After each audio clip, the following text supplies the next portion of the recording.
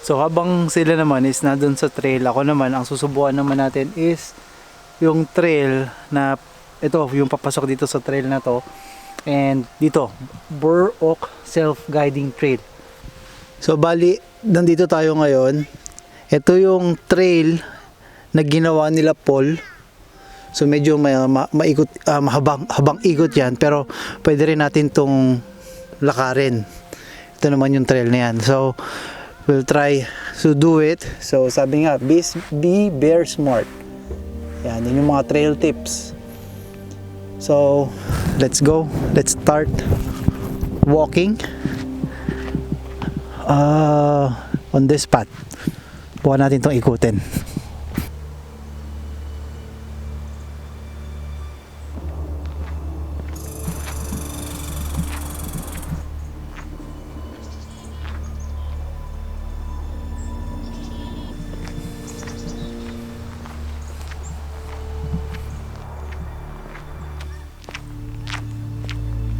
So far, so good. Nakaka-relax naman. Yung hangin, medyo malamig pa rin. And wala, napaka-sarap lang na makakita ka ng ibang ambience. Katulad nito, it's a very good experience. It's a very good me time to walk. Kita mo yun, no? Tapos yung work ko around 4 PM. So nag-text sila Paul sa akin na nag-text siya sa group. Sabi niya na pupunta raw sila rito at magbo-bike daw sila. So anyway, habang naglalakad-lakad ako, naisip ko lang is meron akong napansin. Meron akong gusto kong sabihin sa inyo na gusto kong hingin ng tulong sa inyo. So ito na yon. Okay. Marami sa atin ang gustong pumunta dito sa Canada, lalong-lalo na yung mga edad is nasa 25 to 35 years old. Pero mas magandang maging prepare or mas maganda nating sabihin to sa mas nakakabata sa atin. If you're a parent or if you're a kuya or a tito or tita, it's better na i-mindset or sabihin natin to sa mas nakakabata sa atin. What do I mean mas nakakabata sa atin?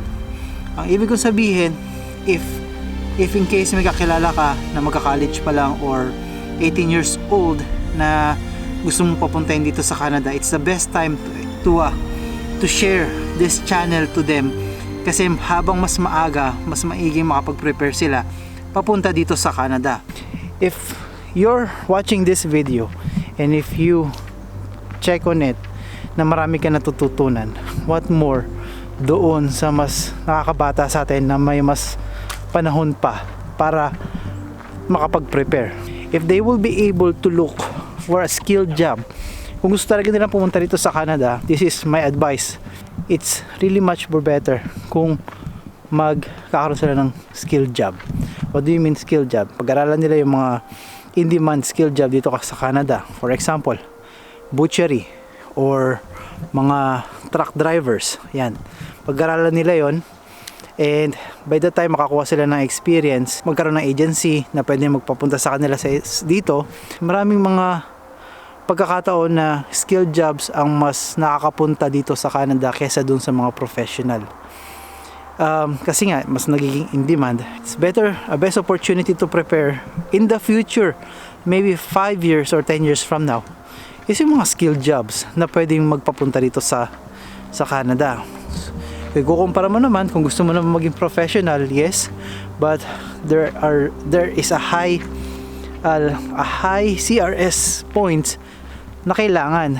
So I really want to share, if you will be able to help me to share this channel sa mas nakakabata sa atin, para kahit habang mas maaga is nakapag-prepare sila. And yes, we're back. Dito na tayo sa parking lot ulit. And as you can see, naikot ko na yung isang trail na lakad-lakad lang. Sila wala pa rin. So bali, antayin ko na lang sila rito ngayon. Magmumukmuk muna ako. May bike trail din doon? For kids? Yeah, mas madali siya. Ito yung... Yeah, ito Oak Ridge. Kasi hindi ko pa naikot yan eh. Oh. Yeah. So lagi ba kasama yung kids pag nagbabike kayo? Ni Jason? Sa Rital. Salitan. Like, most of the time. Para makabike din ako, salitan kami. Oh. So yan ko, kasama nyo, nagbabike din siya. So yan oh, hi. So yan. So wala akong bike kaya nag-walkathon lang ako.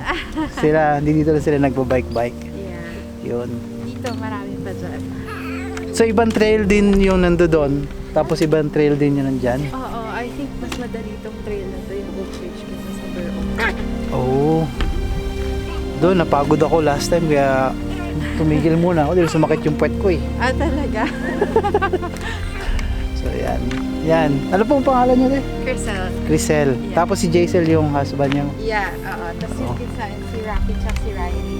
Ay, marami na, may nakilala na naman tayo. So yan, so bali antay na lang natin sila rito. Tatambay-tambay muna tayo.